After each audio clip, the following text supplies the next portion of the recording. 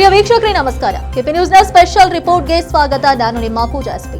ಇನ್ನು ಸರ್ಕಾರಿ ನಿಯಮವನ್ನ ಗಾಳಿಗೆ ತೂರಿ ಮನ ಬಂದಂತೆ ಅಧಿಕಾರದ ದುರ್ಬಳಕೆ ಮಾಡ್ಕೊಳ್ತಿರುವಂತಹ ಶಿಕ್ಷಣಾಧಿಕಾರಿಗಳು ನೋಡಿ. ಇನ್ನು ಇಂಥದ್ದೊಂದು ಘಟನೆ ಔರಾದ್ ತಾಲೂಕಿನ ವಡಗಾಂವ್ ಗ್ರಾಮದಲ್ಲಿ ನಡೆದಿದೆ.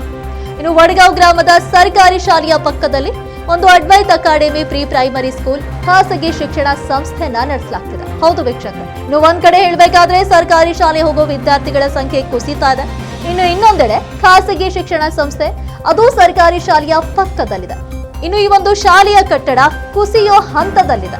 ಈ ಒಂದು ಖಾಸಗಿ ಶಿಕ್ಷಣ ಸಂಸ್ಥೆ ಬಗ್ಗೆ ಮೇಲ್ವಿಚಾರಕರಿಗೆ ವಿಚಾರಿಸಿದಾಗ ಮೇಲಧಿಕಾರಿಗಳೊಂದಿಗೆ ಮಾತನಾಡಿದ್ದೇನೆ, ನನ್ನ ಹತ್ರ ಎಲ್ಲ ಡಾಕ್ಯುಮೆಂಟ್ಗಳು ಇರುವುದಾಗಿ ಮಾಹಿತಿಯನ್ನ ನೀಡ್ತಾರೆ ನೋಡಿ. ಇನ್ನು ಸರ್ಕಾರಿ ಶಾಲೆಯ ಪಕ್ಕದಲ್ಲಿ ಖಾಸಗಿ ಶಾಲೆ ನಡೆಸಲು ಪರ್ಮಿಷನ್ ಇದೆಯಾ ಇಲ್ಲ ಅಂತ ಗೊತ್ತಿದ್ರು ಪರ್ಮಿಷನ್ ನೀಡಿದ್ದಾದ್ರೂ ಹೇಗೆ ಅನ್ನೋದು ಮೇಲಧಿಕಾರಿಗಳು ಇದೀಗ ಉತ್ತರ ನೀಡಬೇಕಿದೆ. ಇನ್ನೊಂದೆಡೆ ಈ ಖಾಸಗಿ ಶಾಲೆಯ ಗೋಡೆ ಕುಸಿಯೋ ಹಂತದಲ್ಲಿದೆ. ಅಲ್ಲಿ ಪುಟ್ಟ ಕಂದಮ್ಮಗಳು ವಿದ್ಯಾಭ್ಯಾಸಕ್ಕೆ ತೆರಳುತ್ತಿದ್ದಾರೆ.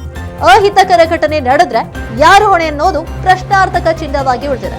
ಇನ್ನು ಒಟ್ಟಾರೆಯಾಗಿ ಹೇಳಬೇಕಾದ್ರೆ ಈ ಒಂದು ಗೋಲ್ಮಾಲ್ನಲ್ಲಿ ಶಿಕ್ಷಣಾಧಿಕಾರಿಗಳು ಸಹ ಶಾಮೀಲಿರುವಂತಹ ಶಂಕೆ ವ್ಯಕ್ತವಾಗ್ತಿದೆ ನೋಡಿ.